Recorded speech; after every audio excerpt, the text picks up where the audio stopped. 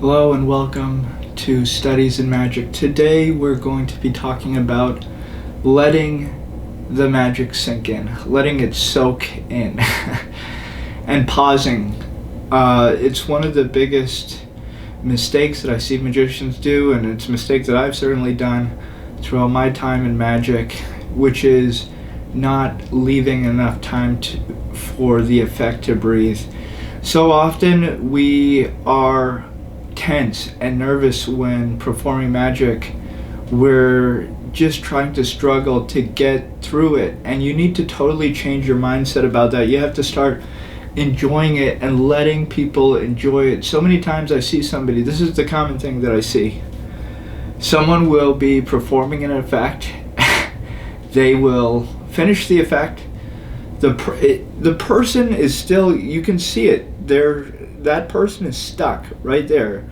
They're thinking about it, they're reacting to it externally, both in a physical reaction, saying something, having an expression on their face, but also internally. They don't want to move on from there. They're just sort of frozen there, soaking in that experience, letting that magic that magical atmosphere absorb into their mind. And what I see magicians do all the time is just rush past that. All right, they'll finish the trick. All right, not only have the aces, not only have we found the aces, but now we're going to, lose them again. And then they do another trick with the four aces, whatever. It can be with anything. But I see this consistently. People finishing one effect and then immediately wanting to transition to the next effect. And there are many moments in magic where that's not appropriate, and this is why it's so important to have a level of sensitivity when you are performing these things, so that you can make the right decisions. And that's something that you develop just doing it more and more, critically observing your past experiences and working towards correcting them in the future. There's a few things that you can do to start correcting this right away. One of them is to start recording yourself.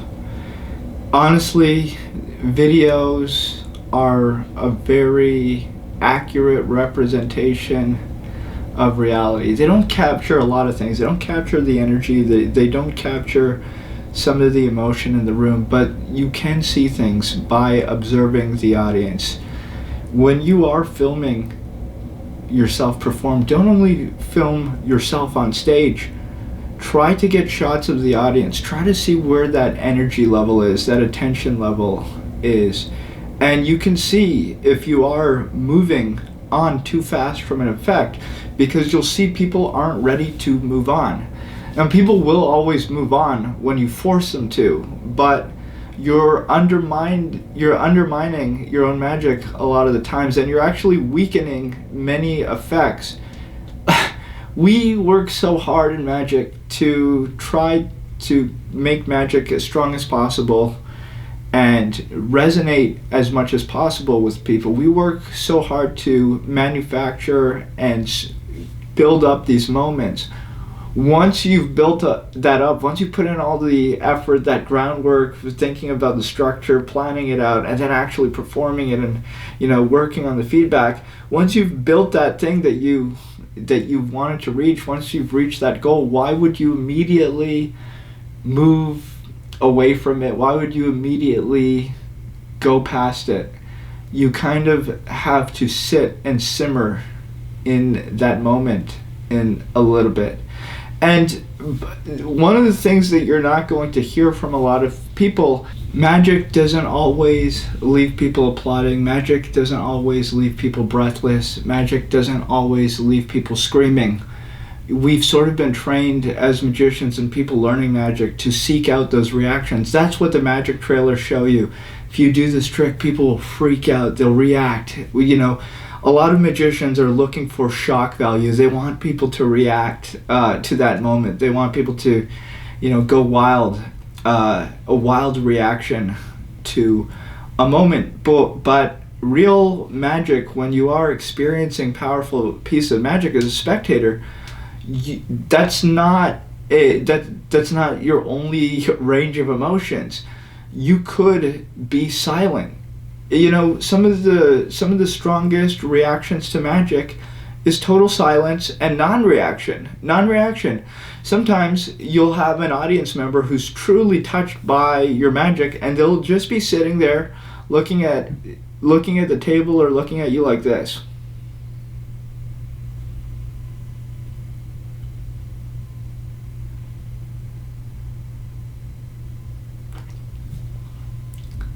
That doesn't seem like much. You can't put that in a trailer. You're not going to sell many products. But realistically, when you do this stuff often and you see how people react and the different emotions, not everybody is very expressive, and people can express a lot with very subtle emotions. So it's not always about getting that shock reaction of people running around screaming or jumping up and down or being giddy laughing. There's a wide range of emotions. Magic can make people cry. You won't see that in any trailers. Think about what it is that you're trying to create for people. And those are moments. Those are sensation, and each effect, every single audience is different. Craft those emotions. Let your audience wade in those emotions. This is not a race. This is not, okay, let me bang, bang, bang out each effect and then get that reaction and move on to the next one. You hear stories about a guy like Maximiliani who would be performing in a bar, and he wouldn't be performing the whole time. He'd be sitting down having drinks, and 3-4 hours would go by, and he'd perform maybe one effect or two effects every 30 minutes or so. He'd be drinking and talking and joking in between then, and then when the moment was right, when he felt that it was right, he would bring out the magic. And then if he felt it was right to continue, he would continue. If he felt that he needed to stop, that he already hit that peak and people were like, you know, just needed to be left alone, he would leave them alone. This is a thing. Develop your sensitivity. That is one of the best pieces of advice I can give you. Pay attention to what's actually going on in the room. There's so much going on in the room outside of you as a performer. The room is alive. Everybody in the room is alive. Pay attention to what they're thinking. Pay attention to what they're feeling. Pay attention to what they're saying. A lot of people will say what they're feeling and thinking. Pay attention to all of this, and you will slowly become a better magician, and you'll be able to leave people with those sensations. You definitely don't want to go past those sensations and get them to a point where they just don't care anymore. We've all heard the story where it's like somebody just continues doing magic and magic until nobody cares anymore. People are walking away. It's always better to do less than to do too much. Better to do too little than to do too much. Nobody wants to see too much magic. Everyone's always happy if they see too little magic. But people don't want to see too much magic. Develop your sensitivity and your awareness. Let things breathe. If you want a master class in this, watch a show by Rene Levon. You can find them on YouTube. You can find them on the internet. Full shows that he's performed. Look at the pacing. Look at how he just stops sometimes. He lets things sink in. That's a sign of confidence when you're able to just stop and let things breathe. You don't always have to be flailing around trying to catch and keep and hold everybody's attention nonstop. And, you know, oftentimes you'll see performers, even on YouTube, anything.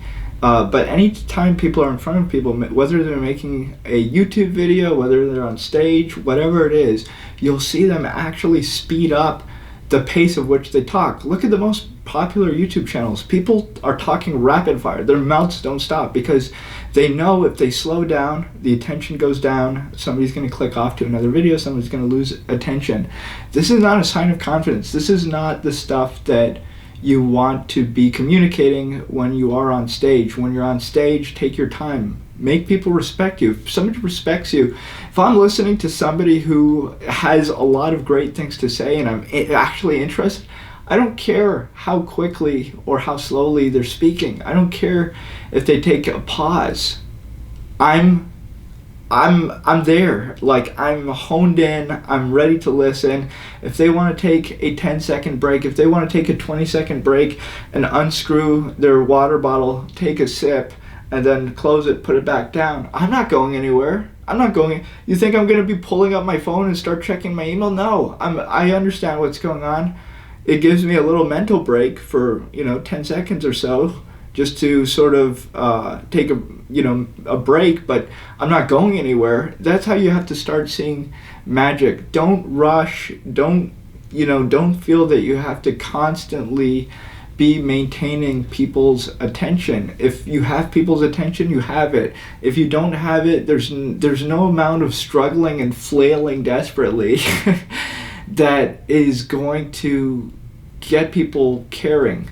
And I often see this in performers, people yelling and screaming, and they become more frantic on stage. They just become so frantic. It's like they're in a mania or something. They've lost control. You don't need to do that, and that doesn't make a good show. That doesn't make good magic. That doesn't mean people are caring. Just because you're keeping people's attention by running around, screaming, moving things quickly, nobody wants to see that. At least, you need a special character to really do that and to make it work.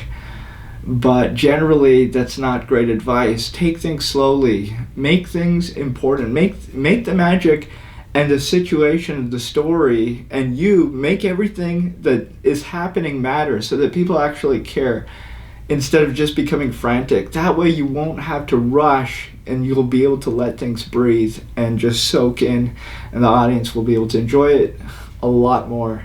My name is Matty Gilbert. This is Before Magic. Thank you so much for watching. If you've enjoyed these videos, if you want to keep following them and become involved, we have all the links down below so that you can bypass seasons of Studies in Magic and stay up to date with all these. All the information is right down below. Thanks again for watching, and have a great day. And don't forget to slow down, let things breathe, calm down. You will become a better performer, and your magic will improve tremendously when you learn to just relax and let things breathe.